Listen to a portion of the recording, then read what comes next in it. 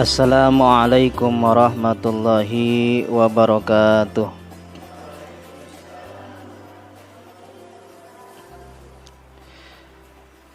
Alhamdulillahilladzi tatimmus shalihat wa ala kulli hal.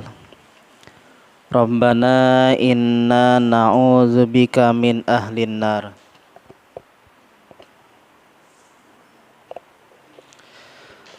Wassalatu wassalamu ala khairi khalqihi Sayyidina Muhammad sallallahu alaihi wasallam wa ala alihi wa ashabihi ajma'in, amma ba'du.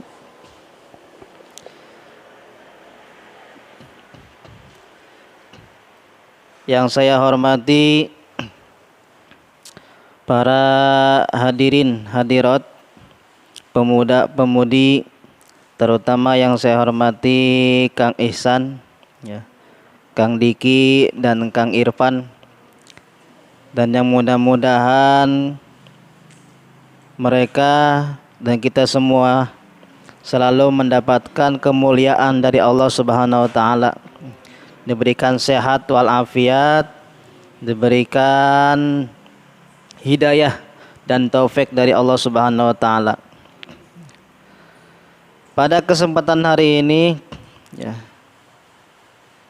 kita akan sedikit membahas tentang fikih, ya, yang mana qala mu'allif rahmatallah'an wa nafa'ana bi ulumihi wa amaddana bi asrarih.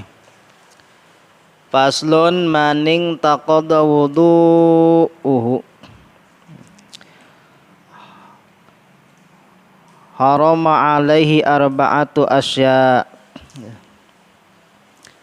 Pasal di dalam menerangkan bagi seseorang yang batal wudunya atau bagi seorang yang tidak mempunyai wudu, ya, hadas kecil. Siapapun orangnya, baik laki-laki ataupun perempuan, ya, baik tua ataupun muda, ketika dia dalam keadaan hadas kecil atau tidak mempunyai wudu, maka haram baginya 4 perkara. Haram baginya 4 perkara. Yang pertama as-sholatu, ya. Pertama salat. Bagi seseorang, bagi kita yang tidak mempunyai suci, tidak mempunyai wudu, ya, kita diharamkan melaksanakan sholat yang 5 waktu, baik sholat sunnah maupun sholat wajib, ya. Jangankan sholat wajib, sholat sunnah pun tidak boleh. Ya. Yang mana, ya, di dalam hadis Imam Bukhari dan Imam Muslim, la yaqbalullahu sholata ahadikum idza ahdasa hatta yatawaddaa. Ai la yaqbalullahu sholata ahadikum hina hadatsahu ila ayyatawaddaa. Ya. Jadi Allah tidak akan menerima sholatnya salah satu di antara kalian ketika hadas. Ya. Jangankan dari awalnya tidak punya wudu, di tengah-tengah kita sholat batal. Ya. Di pertemuan yang lalu sebelum Ramadan ada 4 yang dapat membatalkan wudu. Jadi yang pertama, haram bagi seseorang yang tidak mempunyai wudu melakukan sholat. Yang kedua, wat tawaf. Haram bagi seseorang yang tidak mempunyai wudu, yaitu melakukan atau melaksanakan tawaf. Tawaf itu sama kedudukannya dengan sholat, baik tawaf wajib ataupun tawaf sunnah, ya. Seperti jikalau kita dapat rezeki dari Allah untuk melaksanakan ibadah umroh atau ibadah haji, jadi ketika datang ke Masjidil Haram, masuk ke Masjidil Haram, kita langsung melaksanakan tawaf. Kalau kita ke masjid-masjid biasa di Indonesia, itu melakukan sholat tahiyat masjid, ya. Assalamualaikum ya ahlal baitil kiram, gitu kan, ya. Assalamualaikum, salam ke masjid juga, ya. Assalamualaikum ya ahlal baitil kiram, Allahumma ftah li abwaaba rahmatika ya arhamar rahimin. Masuk langsung sholat tahiyat masjid, sholat untuk menghormati masjid, ya. Penghormatan ke dalam masjid. Nah kalau di Masjidil Haram ganti, nggak ada tahiyat masjid, yaitu diganti dengan tawaf, ya. Tawaf itu juga harus dilaksanakan dengan mempunyai wudu. Walaupun tawaf sama kedudukannya seperti sholat, namun annallaha ahalla fihi natqu faman nataqa fala yantiqu illa bi khair. Allah memperbolehkan ketika kita tawaf berbicara, ya. Kan kalau dalam sholat kan tidak boleh berbicara, gitu kan, ya. Tidak boleh curhat, ya. Jadi ketika kita sedang melakukan tawaf boleh berbicara, tapi berbicaranya bi khair, dengan yang baik, yaitu dengan kalimah thayyibah, ya. Ya labbaik labbaik Allahumma labbaik labbaik la syarika labbaik innal hamda, terus begitu bacanya. Ngomong kan, itu kan. Jangan video call, lagi tawaf video call. Hai guys, bikin YouTube kan. Waduh, gitu kan, ya. Hai guys, kita lagi tawaf nih, gitu kan. Kapan kesini? Waduh, ya. Untung malaikatnya enggak nyepak, gitu kan. Oh, kalau malaikat nyepak mental, gitu. Ya. Jadi manfaatkan ketika kita berada di tempat yang mulia, ketika tempat yang punya sejarah tinggi, gunakan sebaik-baiknya, gitu kan, ya. Yang kedua, itulah tawaf. Yang ketiga, haram bagi seseorang yang tidak punya wudu wa mashul mushafi, memegang Al-Qur'an. Mushaf, memegang Al-Qur'an. Ya. Jangankan memegang Al-Qur'an, satu Qur'an, jilidnya aja ditowel. Bisa ngebuka kayak gini, ya kan, gini nih, lagi ngederas, batal wudunya. Shadaqallahul azim. Itu kan digituin sumpah mah, ya kan, batal, itu haram, ya, haram. Jangankan Qur'annya, ada yang mengatakan sebagian ulama, ya, memegang ininya juga haram. Memegang meja, memegang lemari yang di dalamnya ada Al-Qur'an, tumpukan-tumpukan Al-Qur'an, hukumnya haram, gitu kan, hukumnya haram. Ya. Jadi dalam keadaan bagaimanapun, ya, tetap harus mempunyai wudu, ya, harus mempunyai wudu. Tapi jikalau di jalan seumpama melihat sobekan-sobekan Al-Qur'an, ambil, walaupun tidak punya wudu, gitu kan, ya, ambil, ya, daripada berserakan keinjak-injak orang, gitu kan, mending ambil, ya, pungutin, gitu kan, ya. Karena waktunya yang sempit, gitu kan, tempat wudunya nggak ada, gitu kan, jadi ambil, gitu kan. Terus kalau membawa gimana? Ya, membawa itu sama diharamkan.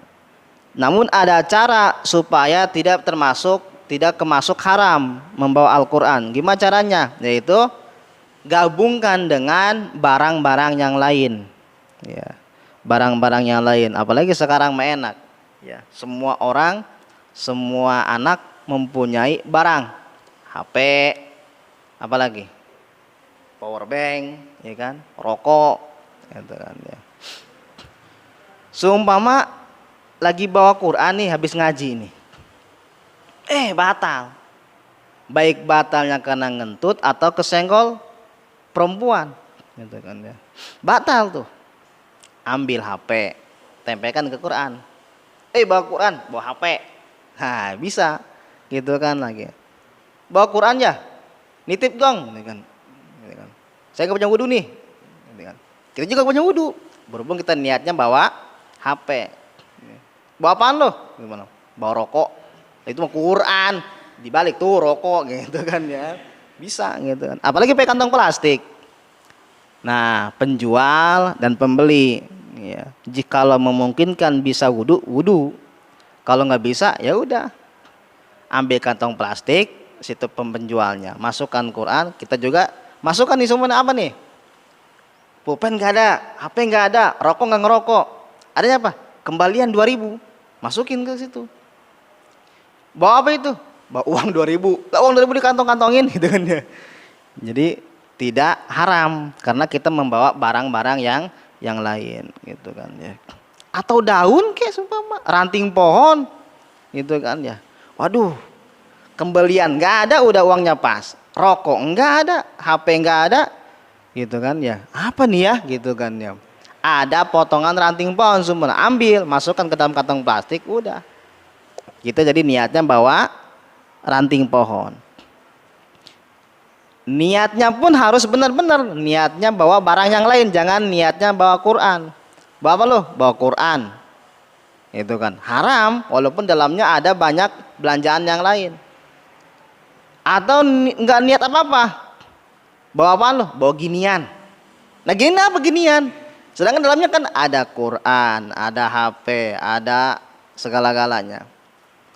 Itu juga haram gitu kan, karena nggak ditujukan kemana ngambilnya gitu kan ya. Jadi harus niatnya yang benar ya, harus niatnya yang benar gitu kan. Jadi saya ulangi sekali lagi, haram bagi seorang yang tidak punya wudhu: 1. Melakukan sholat, 2. Melakukan tawaf, 3. Memegang Al-Quran, 4. Membawa Al-Quran gitu kan. Adapun selain itu hanya sunnah ya gitu kan, mentalal Al-Quran, mendawam Al-Quran nggak masalah, itu nggak punya wudhu gitu kan ya. Ya, wallahu a'lam bishawab.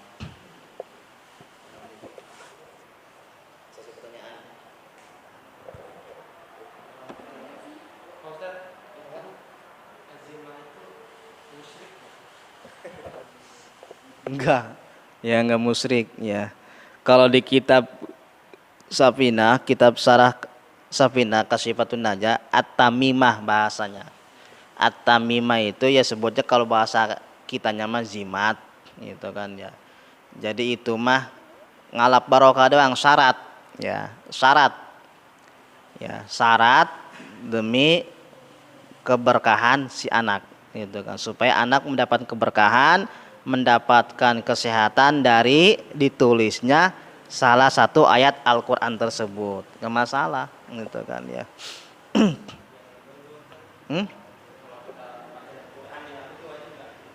Wajib ya, baca Quran di HP, cuma beda pelaksanaannya doang gitu.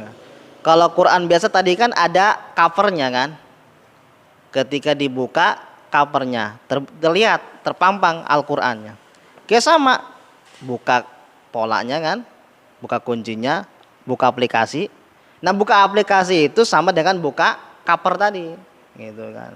Atau udah mulai ngebuka aplikasi mah tuh udah berarti udah megang Al-Quran gitu kan. Jadi wajib punya wudhu gitu kan. Jadilah sekira-kira istilahnya yang sesuatu yang diwajibkan punya wudhu, udah pakai wudhu deh, udah aja gitu kan ya, pakai wudhu baik gitu kan.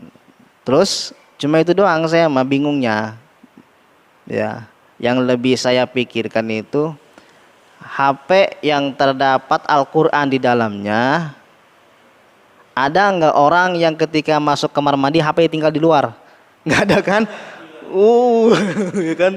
Saking menghormati Al-Quran, wih HP ada Al-Qurannya taruh di luar, gitu kan, sumpah mah, wih hebat berarti orangnya tuh ya, gitu. Jadi itu dong saya permasalahannya, makanya HP saya nggak bikin ada aplikasi Al-Qurannya, mendingan Al-Quran saku, enak, Al-Quran saku. Ada Al-Quran yang 30 juz, ada Al-Quran yang 10 juz, 10 juz, 10 juz, ada yang 5 juz, 5 juz, 5 juz, ada, gitu kan. Tinggal kita nanya aja ke toko kitab, beli Al-Quran saku yang 10 juz umpama. Kecil bukunya mah. Itu kan kecil. Paling ke bagi 2 HP lah, bagi 3 HP paling ke. Ya, Al-Qur'annya. Jadi tetap walaupun di HP tetap hukumannya wajib punya wudu gitu kan ya. Tapi ada yang mengatakan yang lain, Yasin, buku Yasin tidak wajib punya wudhu. Karena situ udah banyak campuran keterangan tajwid, campuran keterangan terjemah, latinnya, segala campur, itu kan ya. Itu tidak diwajibkan punya wudhu. Hanya afdolnya punya wudhu.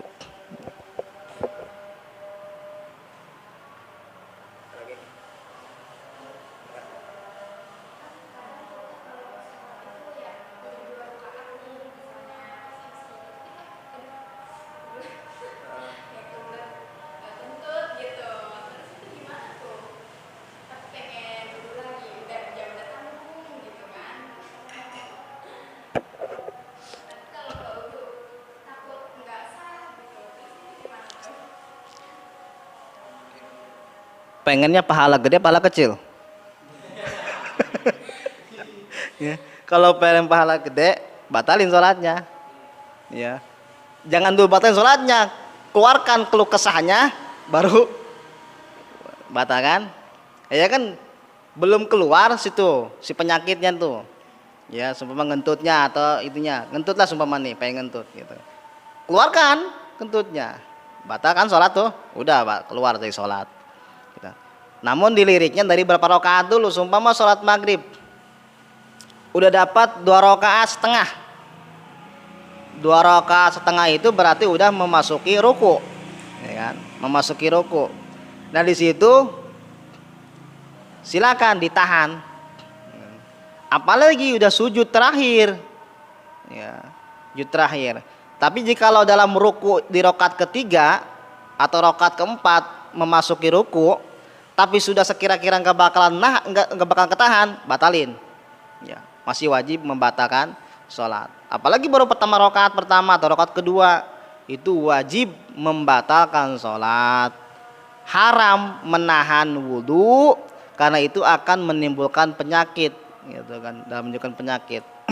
Baik kalau misalkan nahan kencing jatuhnya ke prostat, mengganggu keperanakan. Kalau menahan kentut masuknya ke angin duduk, ya, angin duduk. Itu angin duduk kalau udah melebihi corona sebenarnya mah. Saya pernah terkena angin duduk 2 minggu. Karena apa? Kalau misalkan berobat corona langsung isolasi itu ya. 2 minggu.